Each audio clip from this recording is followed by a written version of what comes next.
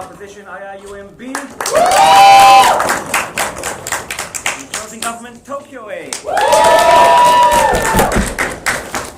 And in closing opposition, IIU A.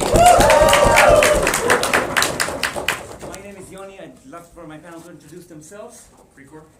Hi, I'm Vishaka. If you have a gender pronoun preference, please let us know. Vishaka prefers she. Precore. No preference. Vanilla Hide. Sebastian, I'm fine with either here or there.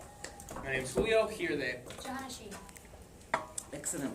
So without further ado, on the motion that this House supports governments significantly increasing their use of data-based predictive models in decision-making to replace human judgment, ergo criminal justice policy, allocation of healthcare resources, or housing development, I am very happy to call upon the Prime Minister to start a round of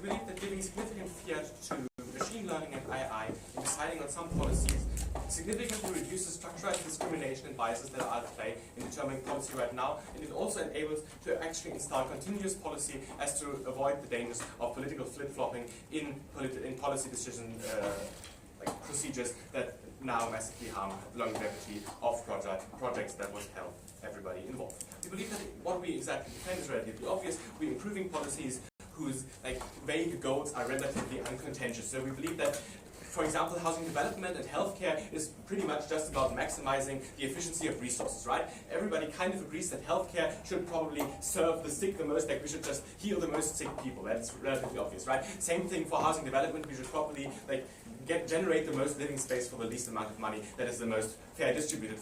This also, to a certain extent, applies to criminal justice policy, right? We just want measures that are mostly efficient in avoiding crime in society, right? So the measures that will be undertaken are relatively uncontentious in their goals, but very contentious in the specific measures undertaken to achieve those goals. This is why there is still a lot of political discussion about what exactly to introduce in terms of criminal justice policy, even though all agree we probably want less crime. Joseph. So would this AI completely remove legislation? No, I wouldn't remove legislation. I'm literally just explaining the model right now. So we believe that even though the ways are often contentious, the goals are often. We believe that machine learning and AI can make this decision in a way smarter way that is way more remote from democratic decision making that apply where other biases apply. Also more away from autocratic decision making, but we do believe that this is probably less likely to actually be implemented in autocratic states because they don't want their power to be taken away. If they would implement this, we would still be very, very happy with that, obviously. We believe that the maximum number of states should probably apply this policy, right? We're not specifically limiting this to any kind of country. We believe the more do it, the better it is. So we believe that the algorithm should be public. So it should be clear what the decision making progress of the algorithm is, and we believe it should be crowdsourced by scientifically working data sets, right? So everything in the scientific community deems to be relatively accurate is to influence the algorithm and its decision-making process. We believe that this still would be somewhat affected by some biases in scientific communities, but we believe that compared to just having people make policy, this is way more accessible to checks and balances, because you can way more easily check the scientific accuracy of something than the accuracy of a specific policy. We also believe that scientific studies are structurally way more unlikely to operate under political incentives than politicians. We believe this algorithm then would recommend a policy relating to a certain goal. For example, the algorithm would say, for example, if you want to maximize not having a lot of crime, this would be the smartest policy to apply. If you want to minimize sick people, this would be the smartest policy to apply. We believe this should be overturnable in extreme cases, but only by severe majorities in democratically elected states, right? So we're talking 2/3, 3/4 majorities that can overturn those laws if they appear to be obviously nonsensical, but the burden of this is way higher than just overturning a normal policy. So this is along the lines of very heavy revolution in constitutions of countries. So we set a very high burden of actually overturning this as to reduce the number of cases that are obviously bullshit and just a consequence of machine failing, but we don't actually give the states the option to interfere with this just based on simple majorities. So 2 points that we bring to you from PM. First of all, structured discrimination and biases are very are key factors in making policy decisions today that structurally disadvantage advantage to certain groups. This is specifically the case where there are entrenched ethnic or local conflicts in states, right? So,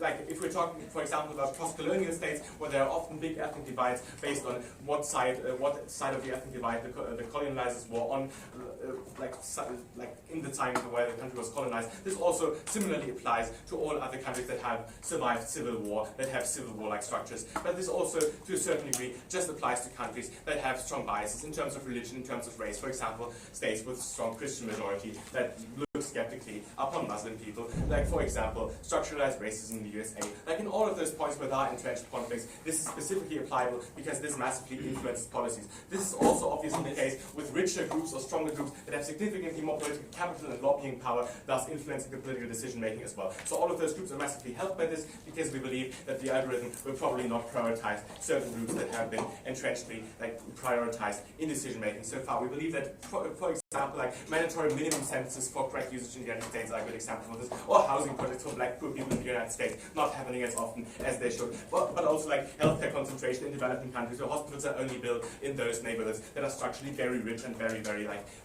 like have the political capital to raise, to build hospitals, to build roads and everything. We believe that also this can be positively influenced by this policy. Second of all, we believe that continuous policy is extremely important in guaranteeing smart decisions. For example, in things like, specifically in things where it's about building things, for example, like housing development or healthcare, where you should probably build hospitals and allocate resources. It is very, very important to have long-term projects that allow for continuous usage, because this actually allows for long-term investment that proves to be efficient. In a lot of democracies, there is frequent flip-flopping in the power structure. So that is to say that oftentimes a government that introduces one kind of policy is then replaced by another government that goes back on this policy and diminishes the efforts that the previous government made. This is not only bad because it just like structurally disincentivizes like long-term projects that would be helpful. For example, you probably are more likely to apply band-aid fixes to healthcare or housing development projects if you are very likely to lose your budget in 4 years, or at least not very sure how your budget is going to look like. This, for example, could lead to things like not building big hospitals, for example, but just like applying band-aid fixes, just as like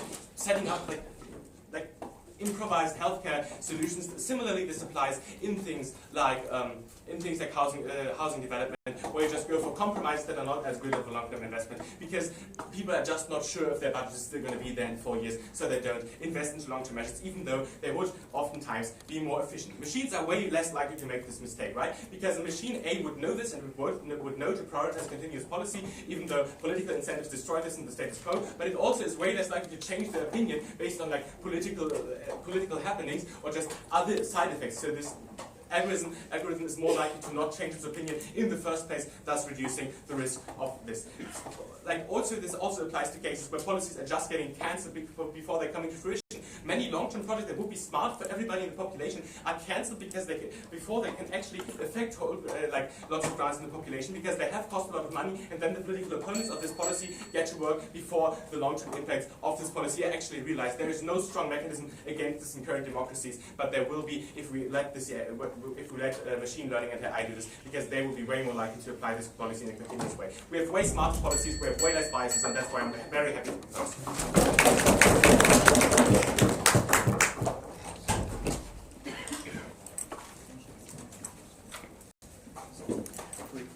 Thank the Prime Minister, and we're very happy to call the Leader of Opposition. Here, here.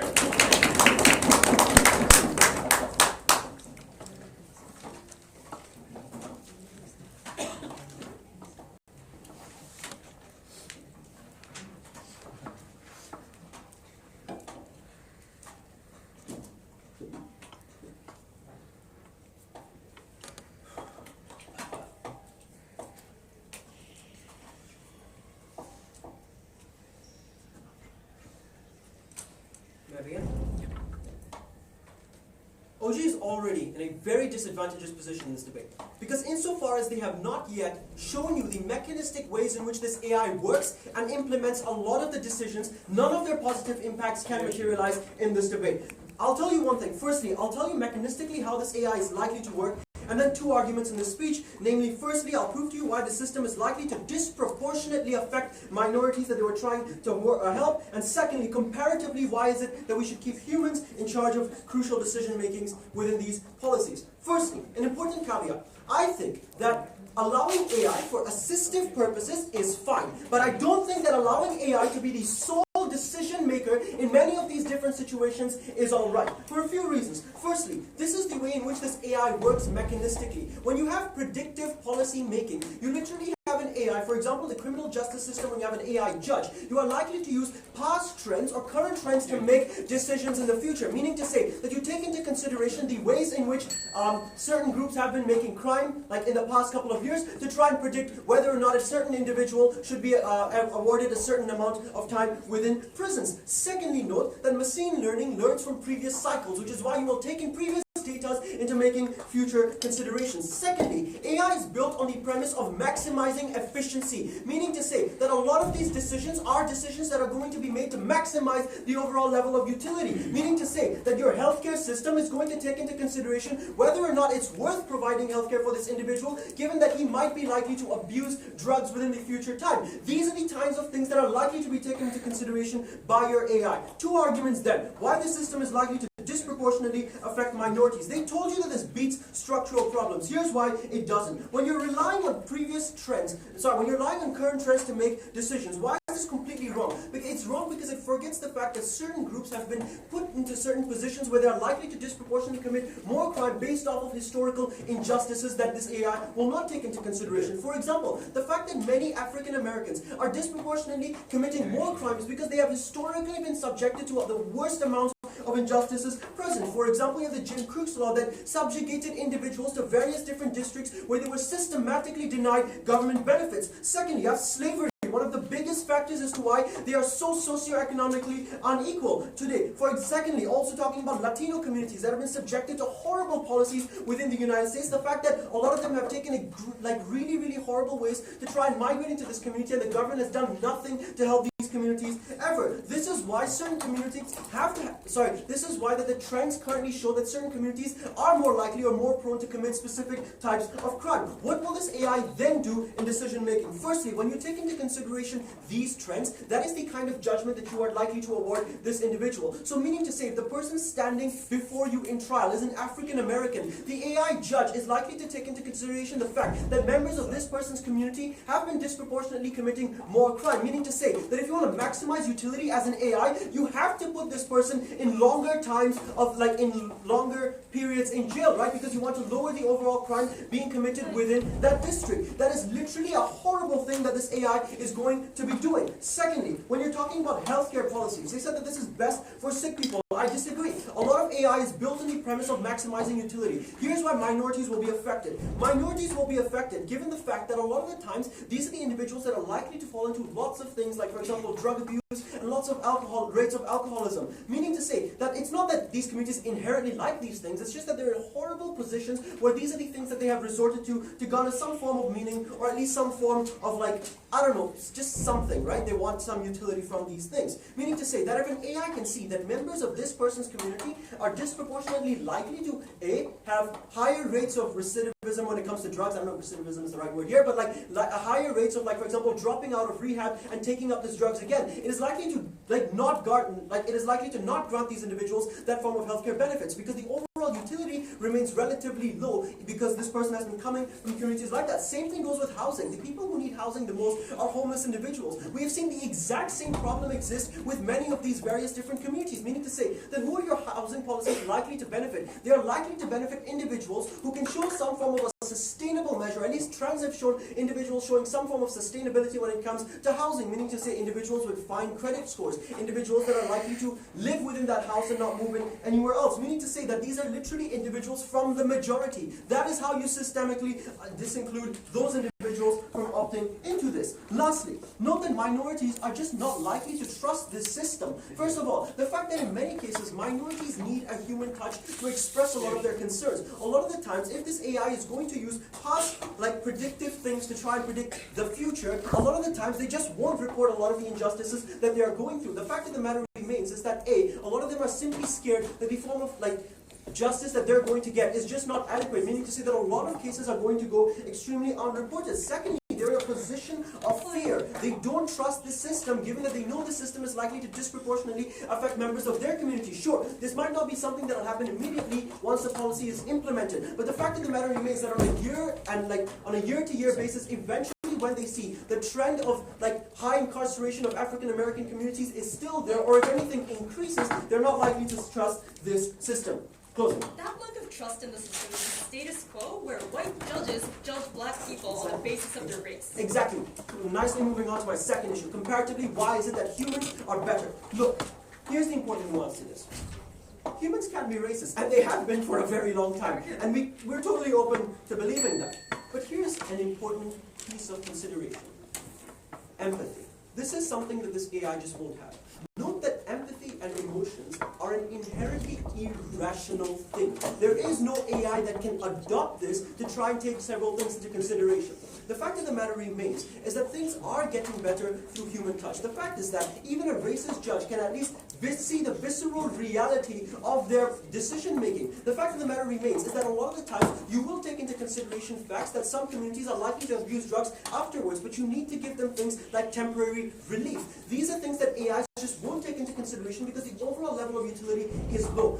AIs work on a maximizing efficiency and utility basis. These are completely logical things that the AI will take into consideration. Insofar as irrational things like emotion will not exist in this AI, you won't see a positive trend that will help minorities. The fact that things have been getting better for them is due to the fact that as human beings, we see the visceral reality of our mistakes. We see the fact that a lot of our previous things have screwed them over in the past. That is why we have done things like reparations. That is why we have done things like affirmative action to try and make up for past injustices.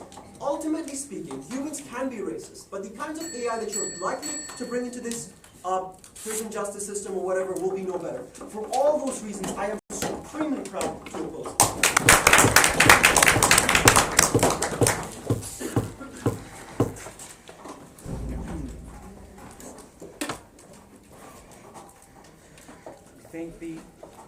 Thanks to the Leader of Opposition. We're very happy to call the Deputy Prime Minister.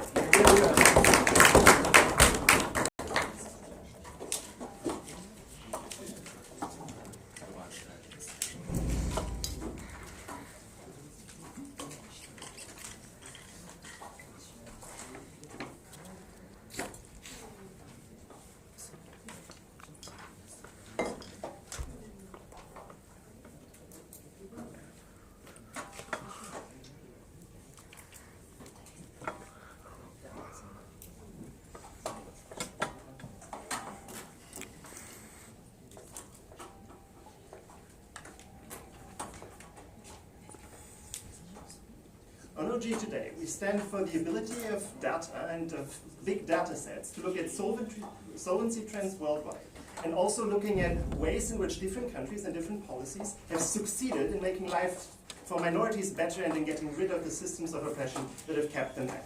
Empathy, which is opposition's main model of alternative, is uniquely misallocated in the status quo. For example, the empathy of conservative males for the swimmer who raped and sexually assaulted a woman in Stanford and who was given an extremely light sentence is way too high in comparison to what it should be. Empathy usually favors people who are similar to the people having empathy and to the structures of power. Data systems do not do this. A few points of clarification then in regards to opening opposition. Firstly, they tell us AI uses racist data sets. In our model, we gave you reasons why governments have massive incentives to make these data sets transparent. So to make sure that firstly, there's equalizing measures being taken in, for example, racistly screwed arrest numbers that disfavor minorities. Secondly, this policy is not going to be used to judge people. So we didn't say anything about replacing judges with these systems. We're talking about policy. So about which crimes are going to be put people in jail and which crimes aren't and what punishments are likely to occur. We are also going to be using global data on this that gives us an ability to ignore the factors of localized oppression. The second thing they give us is that this is going to increase systematic oppression because it gets ignored. For example, higher rates of drug abuse in minorities.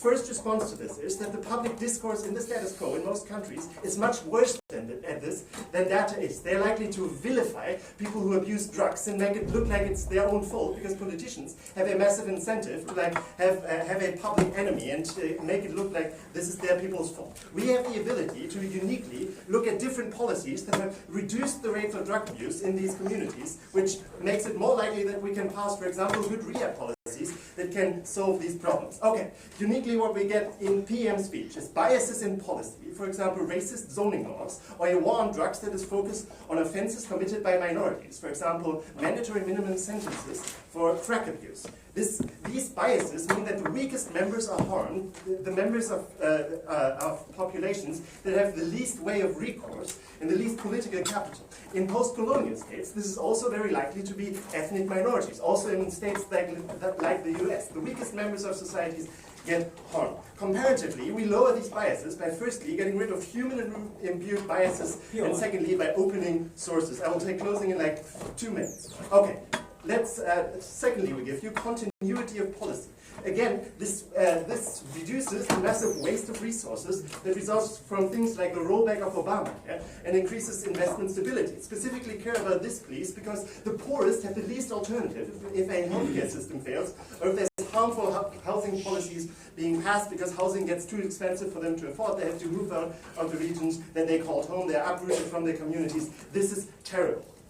I'm going to extend this now by telling you that populations are uniquely bad at judging efficacy of policies and should just focus on judging the values that AI should be looking to maximize. Policies are in the status quo in most countries being used as signaling by politicians. So signaling that they really care about us. Efficacy of these policies is unlikely to be discussed in the depth that it needs to be discussed before it is passed. A prime example for this is the current US president signaling that he wants to build a wall, which is probably an inefficient way of reducing crime, that he wants to ban Muslims from entering his country, which is also evidently inefficient, and things like these mandatory minimums that make it less likely that people who abuse drugs are going to return into society and rehabilitate.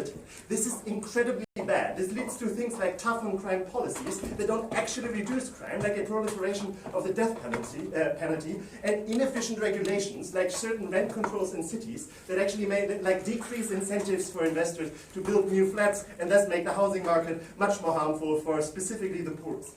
Why is this the case in the status quo? Currently, in introducing new policy ideas, politicians have a massive signaling incentive that they care about these things. There's very little room in campaigns and the public discourse to double-check these things because this is very complicated. Letting AI do the complicated things and scientists criticize what the AI did in these complicated things is much more efficient, and then politicians can just focus their signaling on actual values as opposed to signaling policies. This status quo also leads to massive dog whistling in policies, which has further ripple down negative impacts on specifically minorities. For example, building a wall is basically dog whistling racism and telling people that I am just as racist and afraid of foreigners than you are in order to gain votes. The efficacy of these policies is, on the other hand, very unlikely. Closing. To what extent are you going to defend things that have already been tried, like predictive policing, which was tried in cities like New York, but later on removed because we don't understand these models? Well, to the extent that they have been shown to be efficient, we would probably defend those. We are not going to defend governments doing inefficient policies because these governments aren't going to do these in as much as they are shown to be inefficient. Two massive impacts from opening government then out of population's inability to judge efficacy. Firstly, there's a massive misallocation of public discourse on inefficient policies. So the entire argument about whether a war does or does not keep out immigrants distracts from wider questions that would need political fixing in the first place. Secondly, a sense of false solvency. So at the point at which a politician has successfully campaigned for a measure that is then not the most efficient one available, it becomes much more difficult to pass another measure solving the same problem. For example, countries that have passed inefficient rent controls in cities are less likely to reinvest into social housing and so on, and are less likely to divert attention towards this problem. This is massively harmful for the people that efficient policies would have helped. The status quo has very few structures to actually systematically check the success of past policies and thus improve on them. That is because politicians don't have a massive incentive to engage in that. AI uniquely can do this. What do we give you in opening government today? Firstly, biases are a pernicious problem in politics. AI have much less biases than humans. Secondly, the inability of populations to judge efficacy of policies leads to them choosing bad policies, leads to terrible incentives for politicians. AI can solve this by determining the efficiency of policies in a way that doesn't detract attention from public discourse. Very, very happy to propose today.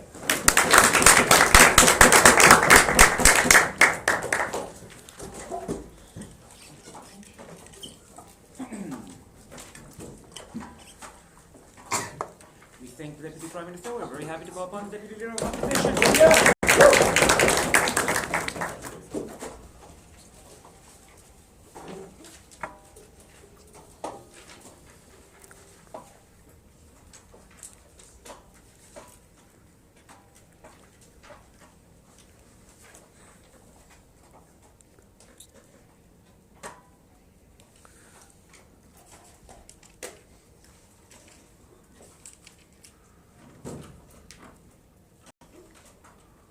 Problem with the opening government case is the inability to recognize that efficiency can also mean putting an African American in jail for 1 more minute. That efficiency can also mean, for example, punishing someone who smokes by denying them healthcare, by the rhetoric that it was for the angle of a social good. I think we as a panel have to recognize that we have to answer a more specific question in this debate.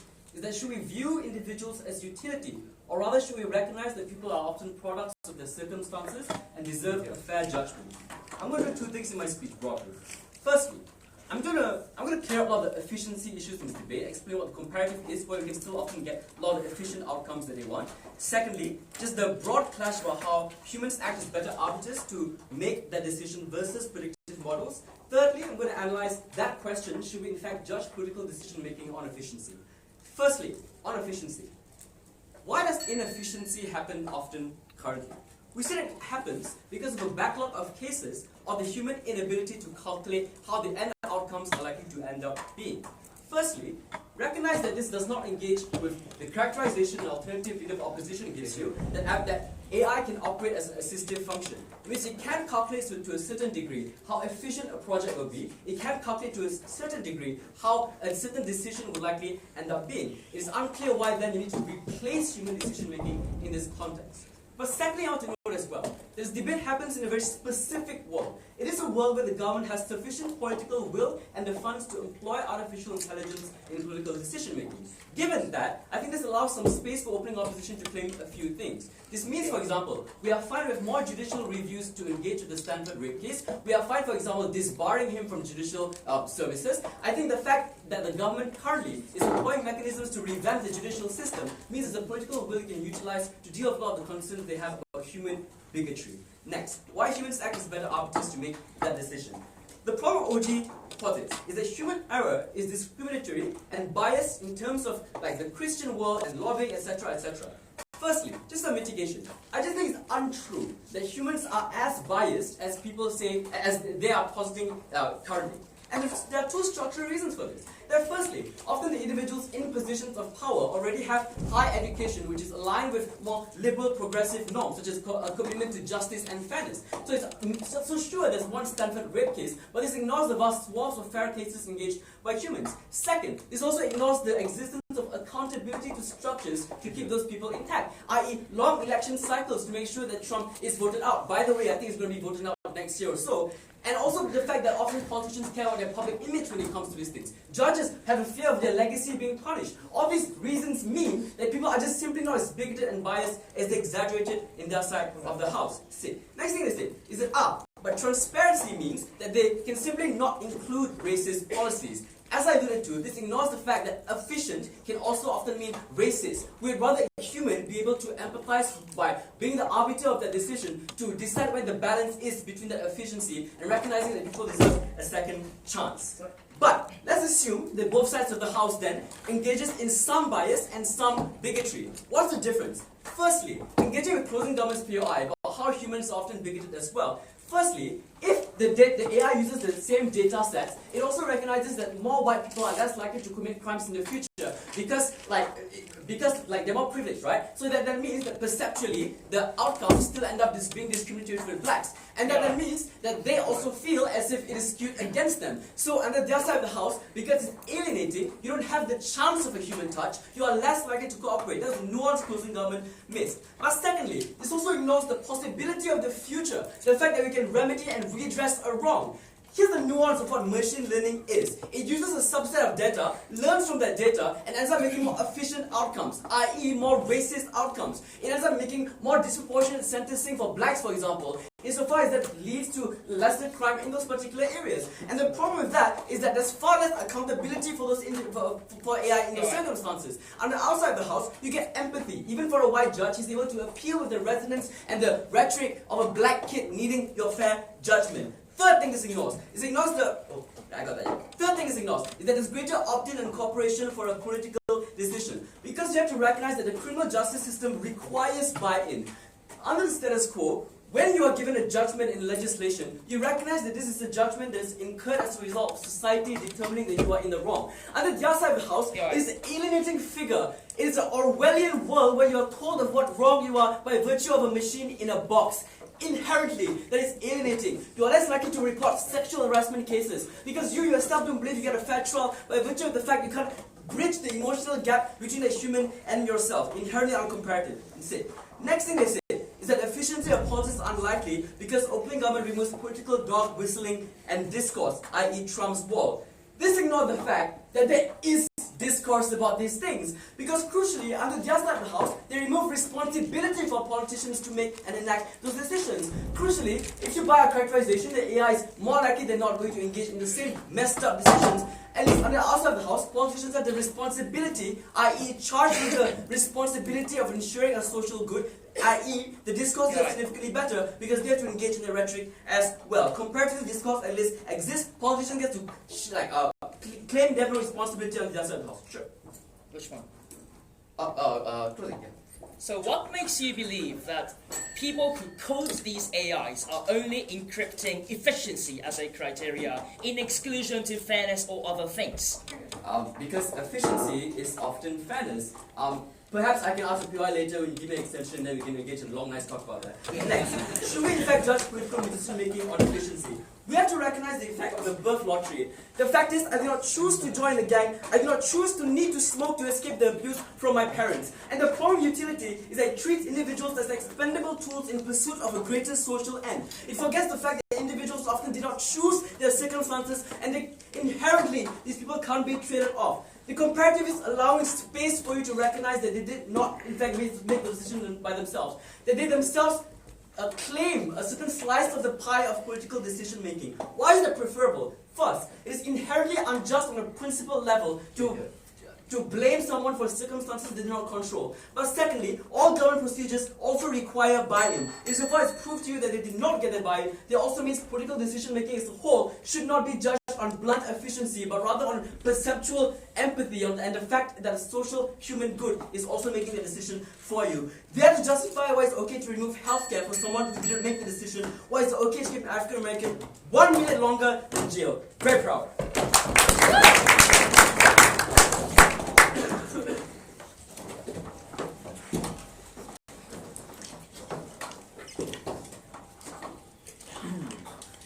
Thank all the speakers in the top half. To open the bottom half of this debate, we're very happy to call the government member. You're here.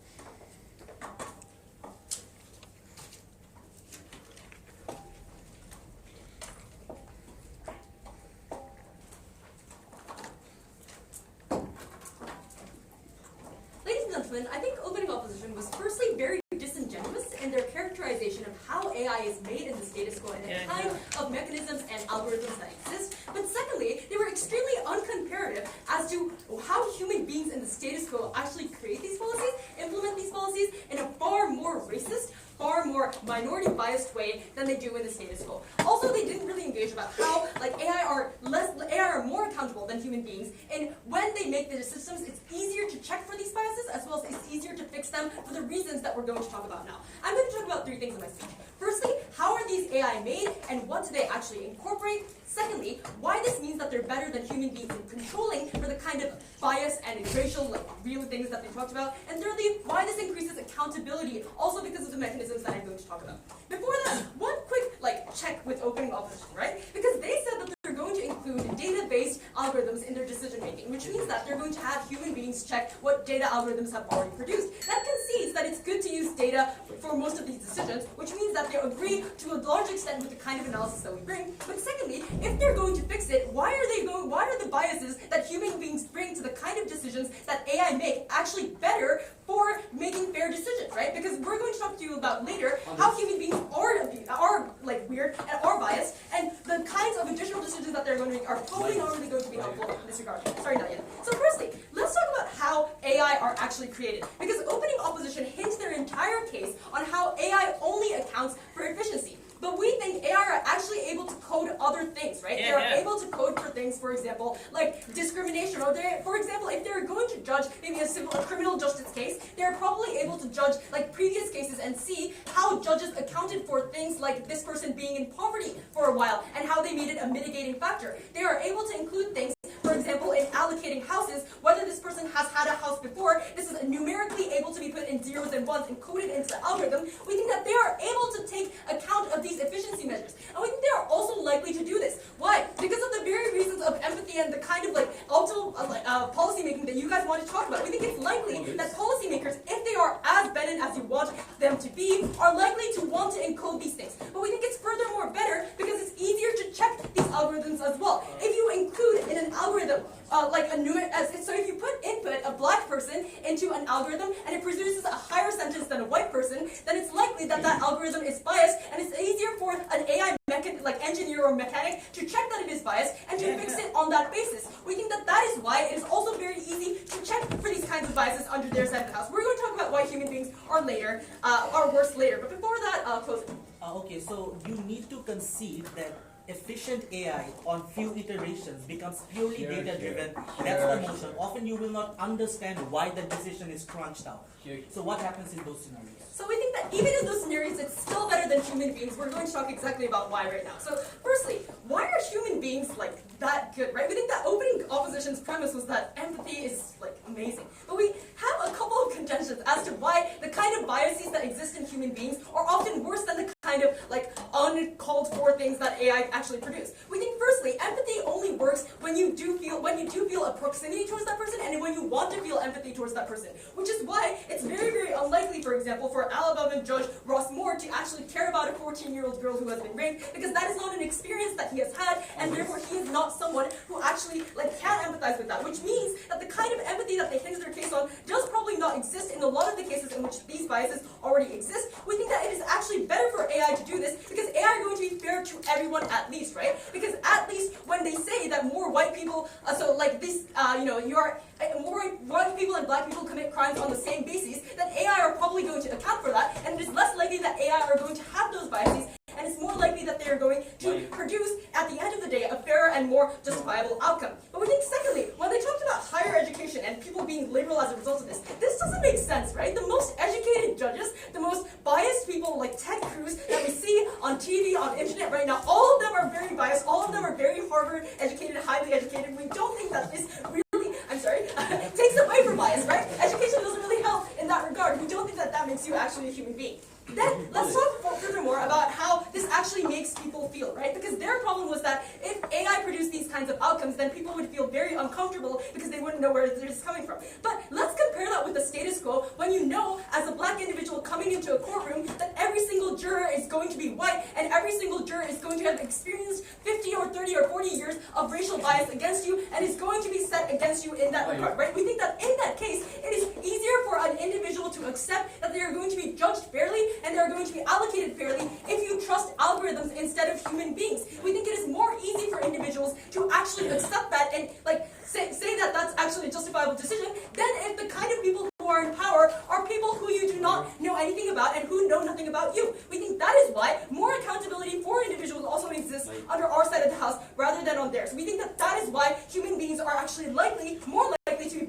than AI. Before we go on, actually, I'll take over.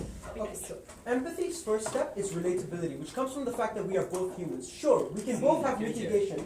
We can both have mitigation, but where does that empathy factor play into consideration in your case? So I guess it's possible to code in, like, I mean, if you feel sorry for someone that they've spent 15 years in poverty and that's why they've committed a crime, then it's possible to probably reduce a year in sentencing through an algorithm. We think these kinds of things are possible and they're currently being done in the status quo. That's why we think they're actually easier than human beings to monitor and check and fix, right? They needed to give a comparative as to why that was better.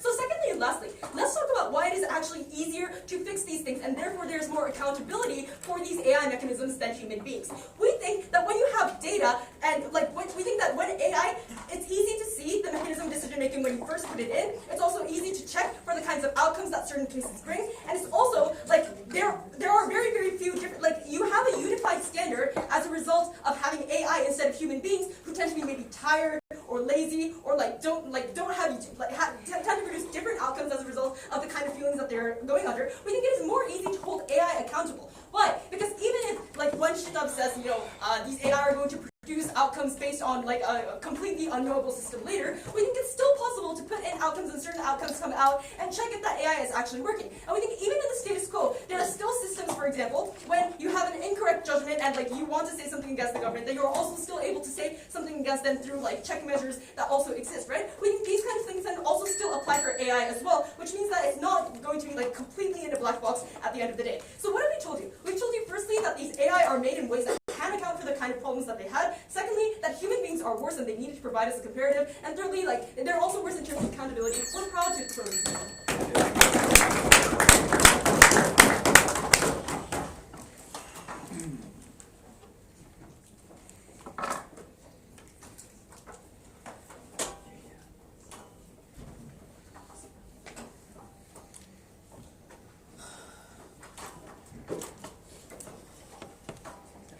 We thank the government member, and we're very happy to call the member of opposition.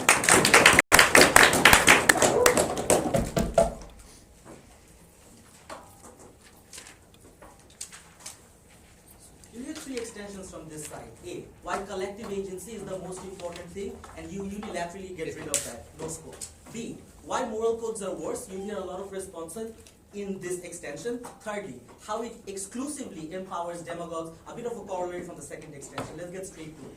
First, what do you think this debate is really about? We think the most important thing hasn't been addressed yet. Is the fact that humanity is not about perfection or measurable. It's about the fact that we're about collective agency and maximizing collective agency. It's about the fact that our arc of justice is not meant to be well defined perfectly, but it's meant to lean towards better. What does it mean? It means that often we do things like create a bunch of proposals and talk about it, even if it's imperfect. Secondly, it means things like we vote based on experiences. That's also why you don't say poor people cannot vote. You don't say racial minorities cannot vote. Even if that means there are other people with a lot more education and PhD who don't really get to unilaterally define policies. That's uniquely important and it reinforces the principle. Thirdly, because we as human beings have a unique capacity to look at improvements, iterate, get significantly better. We think this principle is the most important thing in the debate, not just because of the benefits, but also because of the fact that this is the underlying principle behind both policy making and democracy and how we have lived our modern lives. We think there's no response, we think we haven't heard anything in that direction. But we also think it has a lot of benefits. A, it means that is what creates the background for political accountability. This means that politicians don't really get to say, it was the data that decided something, but we have an honest, real conversation about repercussions. Sometimes we win, sometimes we don't. Sometimes we don't even understand what victory is. But we learn to define it better. Accountability is better as a benefit of that principle. The second way in which the principle plays out is one of the most fundamental things about laws and policy, public buy-in.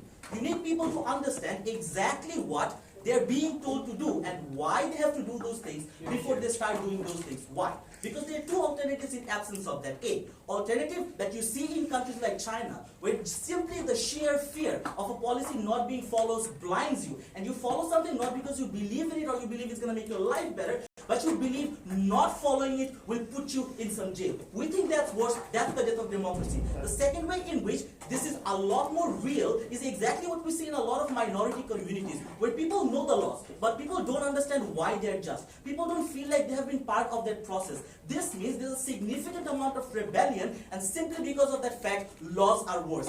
In the end, the argument, the principle has a lot of practical benefits, but we think the principle in itself is supremely important. Second extension, why we think moral codes are worse. You're going to hear a comparative in this. Firstly, you have to understand what really defines morality and what are the things that allows us to create morality that's increasingly better. A, I will tell you it's fear. It's the fear that I may be in that position. It's the ability to imagine the what if of a certain case. Me sitting down in a jury and hearing someone tell their stories and imagining myself being in that position. B, it's single use cases. For example, Alan Turing, when he was sentenced afterwards due to his homosexuality, because of the fact that he was an inspiring person, led to a huge movement for homosexuality, even though people back then didn't really believe it's something that people have to support. Thirdly, it's the fact that human beings have a unique capacity to give a lot more weight to exceptions. Even in your multivariate model, you simply have to concede that there's going to be a lot more weight given to the existing moral norms and biases. This means even if you can include, it is not going to be valuable. Fourthly, it's the fact that it is often the intangible iterative process of empathy. It's a judge and a jury looking at a kid from Bronx and not believing that the data will define the future of that kid, but maybe this pickpocket will be the exception and will be an educated citizen. Those are the ways in which we imagine morality before we make it real, right?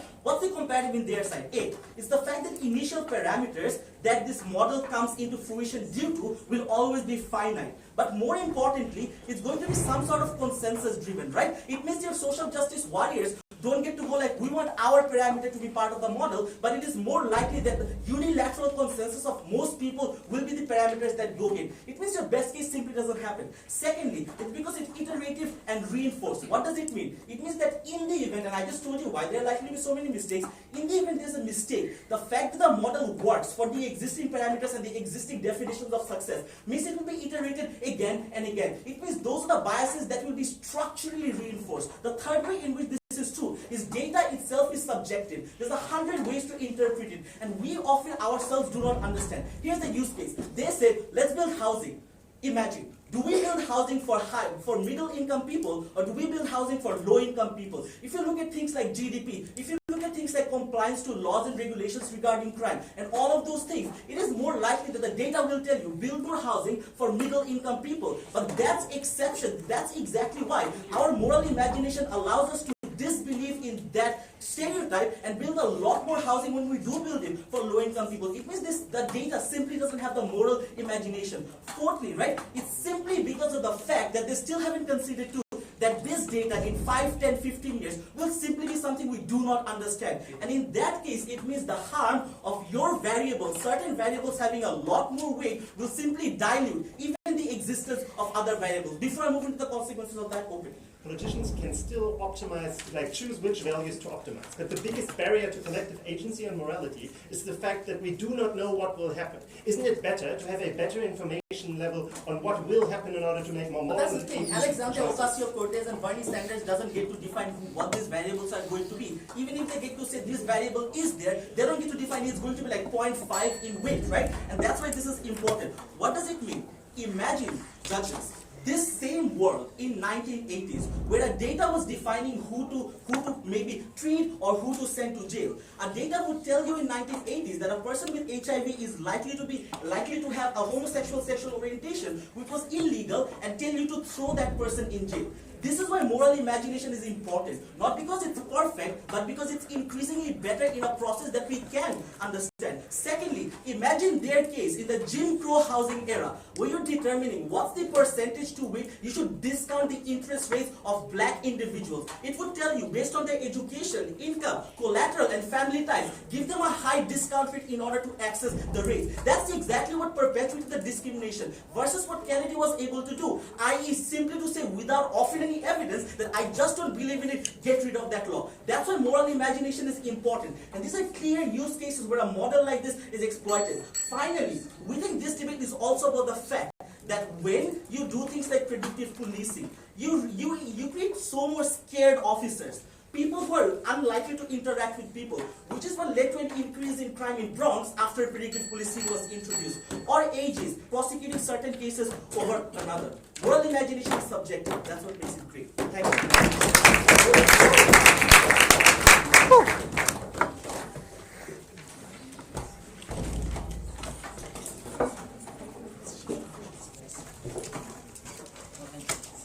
To conclude the government bench, we're very happy to call the government.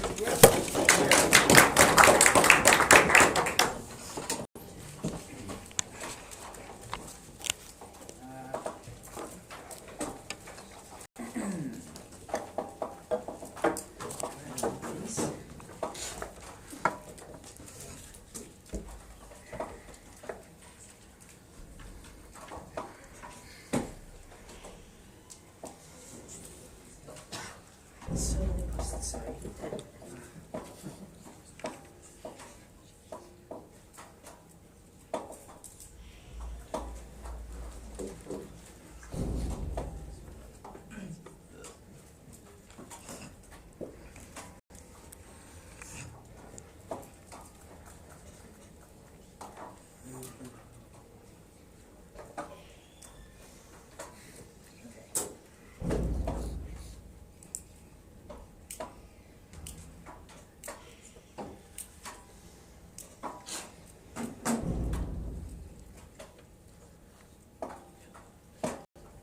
Sorry. So basically I'm going to be examining two issues. Firstly, what kind of AIs are going to be encrypted on our side of the house? It seems that there is a huge misunderstanding from the opposition. And secondly, are human beings better than AIs? The key question, right? So before that, basically, several engagements are really to closing opposition. So closing opposition firstly said it is the process that is important. It's the process of defining justice, process of valuing something, and that's good. So firstly, we have to agree that some parts of the world, some values are already agreed to be true. For example, healthcare system. It should be fair. It should not like drop out individuals just because of habits and so forth, just because of race. That is a fairly agreed principle. It's just how to carry this out. We think the process is about not the question about AI. It's the process of defining justice, but putting justice into practice. The same thing applies to CJS. We create law, we define justice, but the thing is, the application of that law is being quite inefficient and becoming quite unequal between individuals. That's the problem that we are going to solve, and we can solve on our side of the house. They totally misunderstand the comparison, right? And then they told you that the still majority will control the encrypting, the codes the AI. So, but the thing is, problem is about comparison, right? We think people deciding that it should be fair is far more easier than people actually deciding that it should be fair and actually making it fair through democratic process that they stand for. We think it's far easier because when we can see that this code is biased simply because of some examination or test, putting some information in as a test and seeing that result. And what we have to do, we don't have to have all the democratic process contaminated by large amount of interest groups and so forth, but we just have coders to re-encrypt that code in order to make it fair. We think that's a far better strategy to tackle that kind of problem. No, thank you. Then they told you that collective agency is actually important.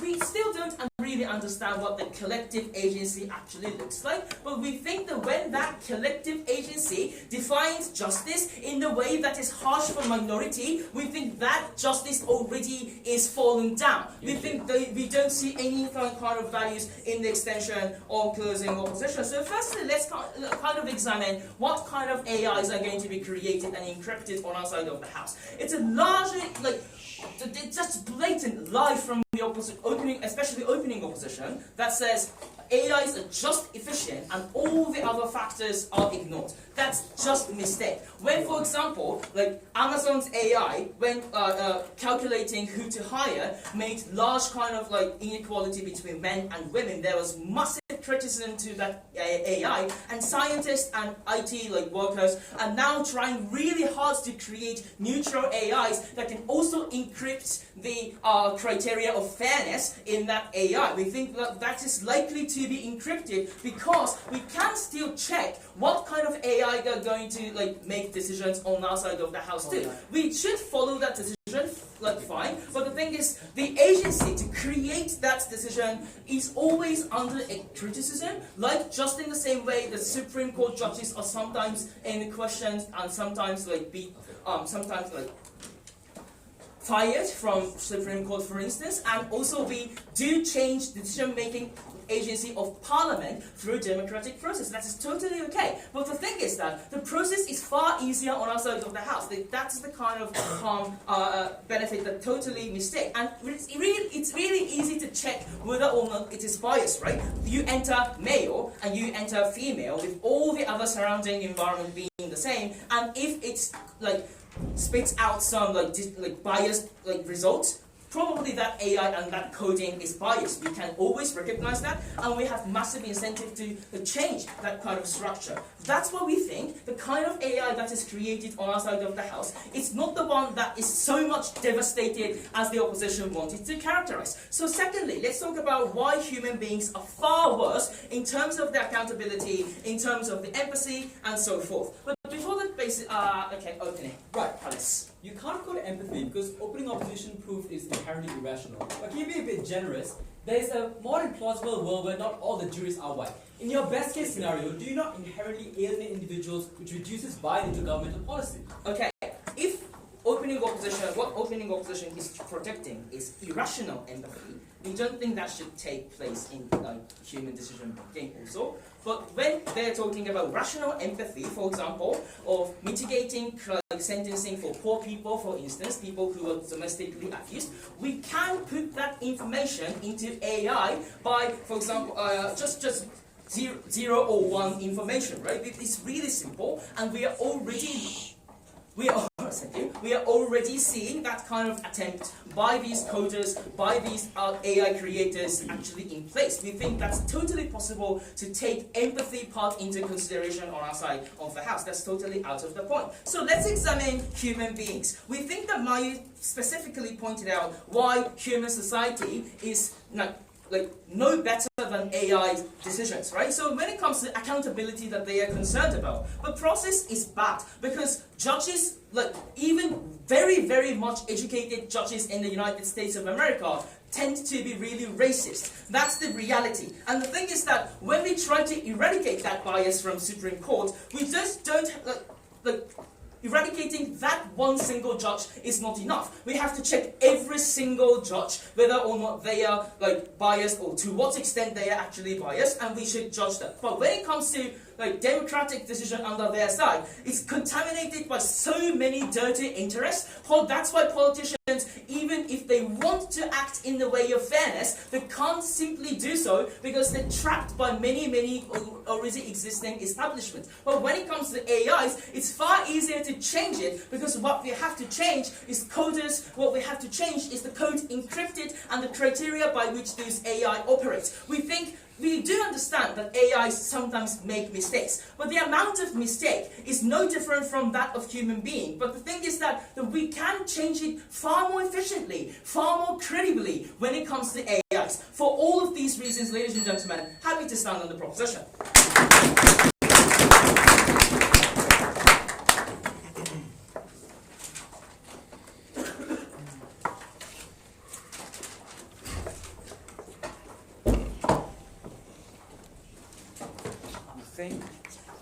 The government whip.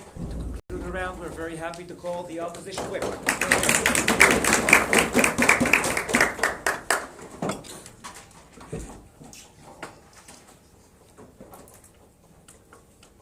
Look, the POI gave it the Prime Minister's speech was extremely important because imagine a world where you completely remove decision making by human beings. Things like, for example, legislation is removed because it means that the legislation are the ones who are making decisions onto things like, for example, policy. So more likely it's going to look like a parliament filled with robots in government's world. That is the world that you have to envision to make this debate particularly clear. Hence, there are a few issues in my speech. First, I'll tell you why opening opening government is out in this debate. Number two, I'll tell you why closing government is out of this debate, and I'll tell you why it's an off-bench win at the end. I got you, bro. So first, let's look at opening government side. So opening government tells you guys more likely want to create better policies, and hence this is good. The first of which is that they never engage with the comparative that opening opposition tells you. Things like, for example, the ability for you to use assistive AI in order for you to assist individuals. In addition, you can still have data and hence have human touch at the end of the day. Hence, it means on the comparative, the ability for you to make better decisions in opening government's work is symmetrical at best. Maybe it's slightly marginally better, but I feel like the marginal difference isn't sufficient enough for you to replace everything at the end of the day. Number two, and this is where closing opposition really matters at the end of the day. Firstly, right, is the ability for you to have a buy-in which is absent. And here's the reason that this is important. First, the ability for you to fear certain groups and fear governments are particularly harmful because the lack of the ability for you to assert your political will. That's why the principle Shitap gave you is particularly important, because a world in which you have no capacity for you to influence things like legislation, House of Representatives, and policies, you're more likely going to fear most of the kinds of policies because you are unable to have a say onto that. Number two, and let's make a comparison with status quo, and I'm going to be generous here. The first, even if our world has some racist tendencies, the ability for you to assert political will means you fear less over governments as opposed to one which you have completely literally have zero ability for you to vote onto certain policies. On that comparative, even if it means that more buy-ins happen, marginally it is still a comparatively better world with more buy-ins onto policies. On that comparative, opposition of policies are better. Number two, let's look at accountability. No, thank you. They consider to some extent some AIs are, for example, are able to become biased, and they say you are able to account. The problem is that there is a lack of structural reason as to why there is incentives in order for you to do so. They just give you, here are examples of how we can do this. Four responses to that. The first, oftentimes when it comes to data and the decisions completely based on data in this side of the house, you're oftentimes under the veil of legitimacy. You're more likely going to believe that these are objective and undisputed data that are objectively collected. Hence, when it becomes biased, you are unable to question, or people don't feel like they have to question because they feel like this is the ultimate truth. Number two, oftentimes governments are less likely to concede if they are able to become biased. The reason is because these are the governments that accepted to have the AI in place, and hence the legitimacy of that government is attached to the decisions that are made by that AI. Hence, these people are less likely to hold them account. Number three, we oftentimes see the scientific community often needs legitimacy in order for them to get things, for example, more support and grants. Meaning to say that more likely the creators of AI and the scientific community are less likely to even admit that they were at fault. Lastly, right, we also say, and this is important what Shitap told you, oftentimes the decisions of AI and data are cyclical in nature. It means that it consistently becomes more complex in the future. So individuals are less likely to care, to question when it is beyond the confines of their mind and they are unable to understand why certain things are beyond the decisions that they make, and hence are less likely to hold things into account. The entire Gov bench falls because they are unable to prove some level of accountability. Then closing, and then the Gov will say, but guys, we have Amazon and this has happened. Speaker, notice the levels of structural reasoning as opposed to one example that they brought. These are more likely situations that are going to happen. Lastly, right, then opening government says, guys, but some politicians are bad and racist and you can't hold them accountable. Look, this debate cannot happen sufficiently in governments where they're more likely going to be things that, for example, cannot happen in places where it's completely corrupted and racist. Why? Because oftentimes they never tell you where that data comes from. We would contest and tell you that more likely governments have an incentive to manipulate data if they are as corrupt and as racist as what they say they are. Because it means it's easier for them to consolidate power at the end of the day. That meant that in addition to the reasons as to why people are less likely to question, you give more power onto the corrupt governments that opening government says are particularly harmful because you allow them to hide behind the veils of legitimacy and objective undisputed data that more likely means individuals in your world are going to be harmed more disproportionately as opposed to ours. But then they say, guys, in open government, you're more likely going to have things like global data that people are going to check. The first, why the hell would governments want to opt into this global data? I'm uncertain as to why that's more likely true. Number two, oftentimes if these are corrupt governments, if having or taking global data means it's more likely for them to be put out of power, they are less likely to take that at the end of the day. For you to say you support something doesn't necessarily mean you can completely fiat that these governments are not necessarily going to heckle and meddle into the data that are more likely to happen. You also have to consider things like probability. I'll take opening. The fact that policy outcomes are long-term means the signaling incentives massively outweigh the harms of bad policy policy for the career of politicians. Campaigns then select for the best policy for signaling. Isn't it better to optimize for the most useful policy? Yeah, so we can have assisted AI and help us make those future long-term decisions at the end of the day. But even if we lose everything, right, at best, like maybe some marginal increase in better policies and maybe some less racist decisions and policies happen in their work. Here's why closing opposition takes this debate. Because the principle is that your ability to assert your own agency and your own will, so things like voting and influencing policies, is the prioritized